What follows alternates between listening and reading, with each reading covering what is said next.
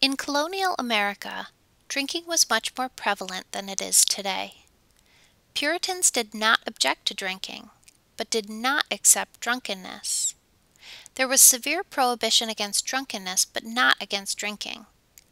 After 1820 or so, an adamant vocal minority considered liquor a demon and abstained from its use. Temperance societies proliferated throughout the U.S. during the mid-1800s, but this was a misnomer because they did not promote temperance, moderation. They advocated prohibition, total abstinence.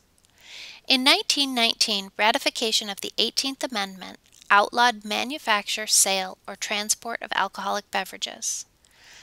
But the 18th Amendment created an illegal market and resulted in the 21st Amendment that repealed the 18th and ended prohibition in 1934. More than 60% of U.S. adults drink alcohol at least occasionally. 10% are binge drinkers, and about 5% are heavy drinkers. European Americans have higher rates of drinking and more positive attitudes toward drinking than members of other ethnic groups.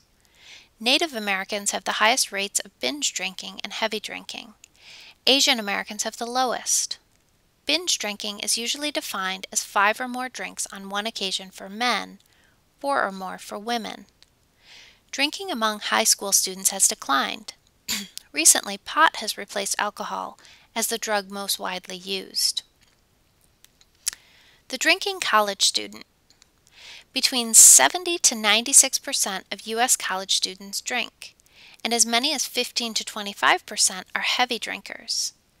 These stats are increasing as women begin to drink as heavily as college men. Colleges have tried to deal with it by dogmatic alcohol prevention messages, but these may enhance intentions to drink by inducing psychological reactance, reacting to control by others by not doing what is expected, or even doing the opposite in an attempt to maintain control.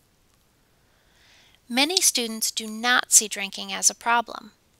Others mistakenly assume they are alone in their discomfort with campus alcohol practices. More successful efforts to modify college students' drinking has encouraged them to gain control rather than to get them to reduce or eliminate drinking altogether. Often monitoring drinking and recording circumstances in which it occurs actually leads to a reduction in drinking. Many intervention programs include training in cognitive behavioral alcohol skills designed to get the student to find alternate ways to relax and have fun in social situations without abusing alcohol.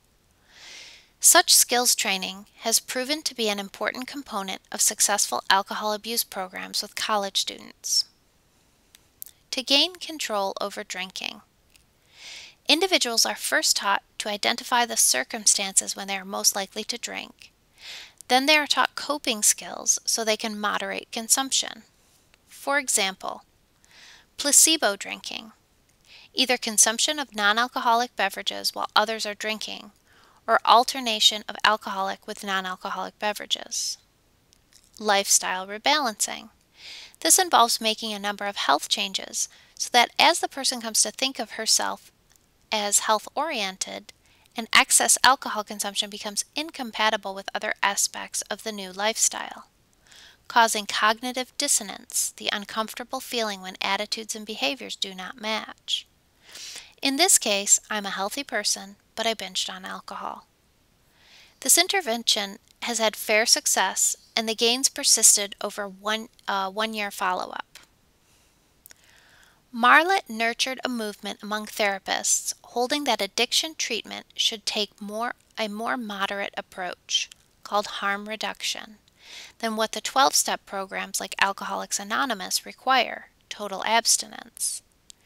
Even if the addict is not able to stop using a substance immediately, individualized counseling, meeting them where they are approach, can bring about changes in their life that lead to eventual abstinence.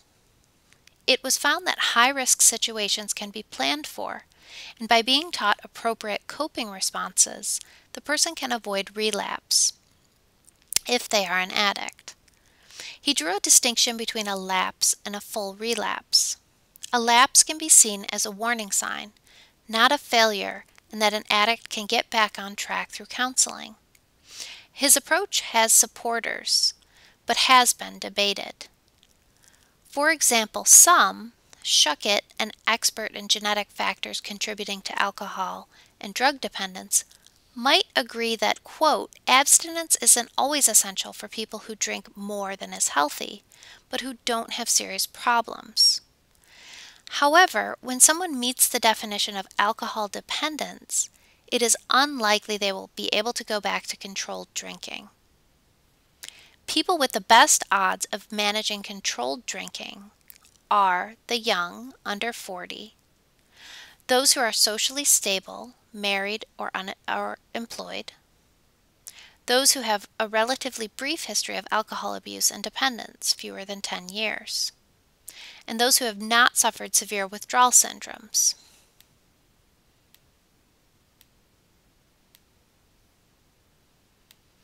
Origins of alcoholism and problem drinking. Biologic and genetic factors. There are high rates of alcoholism among relatives of alcoholics. Twin studies have shown higher rates of alcoholism or alcohol-related problems in identical twins rather than fraternal twins. Gender. Men are more at risk, perhaps because of norms that in the past favored abstinence in women. Younger women and women employed outside the home are somewhat more likely to drink than homemakers and older women. Socio-demographic factors. Low income is a risk factor. Drinking in an effort to buffer the impact of stress. Type A, including hostility, men drink more frequently than type B. Drinking may enable A's to relax, since A's have greater difficulty relaxing. Also, a sense of powerlessness in one's life has been related to alcohol use and abuse. 2 windows of vulnerability. 1. Chemical dependency generally starts between 12 and 21 and peaks between 18 and 25. Middle age, when drinking may be used as an avoidant coping strategy. Late onset drinkers are more likely to control their drinking on their own or to be successfully treated compared to individuals with more long-term drinking problems. Why do you think this is? Direct hazards, harmful physical effects due to alcohol itself. Liver damage. Heavy drinking causes fat accumulation on the liver. Blood flow can be blocked. Liver cells die, and a form of hepatitis develops. The next stage is cirrhosis, which is an accumulation of scar tissue in the liver. This is the 10th leading cause of death in the U.S. Korsakoff syndrome, caused by long-term heavy use. This is a neurological dysfunction that causes chronic cognitive dysfunction, memory problems for recent events, disorientation, and an inability to learn new info. It interferes with the absorption of thiamine, one of the B vitamins, and affects mammillary bodies in the limbic system. Alcohol consumption may affect pregnancy in 2 ways. Very heavy consumption reduces fertility, and it causes vitamin deficiency, especially a lack of thiamine. Fetal alcohol syndrome, or FAS. Each year, more than 40,000 babies are born with alcohol-related birth defects. About 1 in 750 has FAS with facial abnormalities such as a thin upper lip, flat bridge over the nose, or wide-set eyes. The central nervous system problems can involve poor sucking, brainwave abnormalities, and sleep disturbances. Slower information processing, short attention span, restlessness, irritability, hyperactivity, learning disabilities, and motor impairments. An enriching environment does not seem to enhance cognitive development. A study of 44 white middle-class moms and babies found that babies of moms who had drunk even moderate amounts of alcohol were more irritable at 1 year and had lower scores on intelligence tests. For every child with FAS, 6% of offspring of alcoholic moms, as many as 10 others may be born with fetal alcohol effect.